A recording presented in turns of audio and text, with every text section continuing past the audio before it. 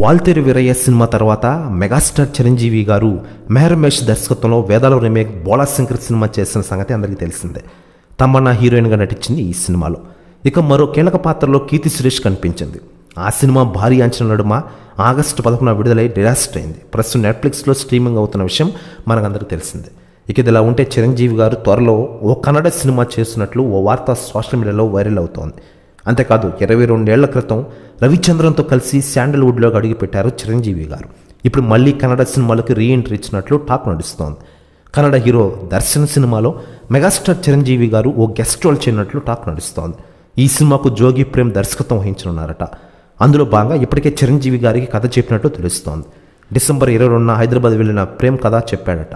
అన్ని కుదిరితే ప్రేమ్, దర్శన్, చిరంజీవి కాంబోలో సినిమా రానుందని అంటున్నారు. చూడాలి మరి ఈ వార్తలు నిజమే ఎంతుందో. ప్రస్తుతం న్యూస్ కూడా తెగ వైరల్ అవుతోంది. ఇక ఇలా ఉండగా ప్రస్తుతం మెగాస్టార్ చిరంజీవి గారు బింబిసార దర్శకుడు వశిష్ఠ దర్శకత్వంలో మెగా 156 మూవీలో ఫుల్ బిజీగా ఉన్న విషయం మనకందరికీ తెలిసిందే. ఇక ఇలా ఉండగా టాలీవుడ్లో ఒక సీనియర్ హీరోగా మెగాస్టార్ చిరంజీవి గారు ప్రస్తుతం రాణిస్తున్నారు. కుర్ర హీరోలకి ధీటుగా. ఇకపోతే ఈ సినిమాలో చిరంజీవి గారికి అరుదైన పురస్కారం ఇండియన్ సినిమా వారు ప్రజెంట్ చేయనున్నారట. ఈ విషయం తెలుసుకున్న టోటల్ ఇండస్ట్రీ షాక్లో ఉందట. ప్రస్తుతం న్యూస్ కూడా తెగ వైరల్ అవుతుంది.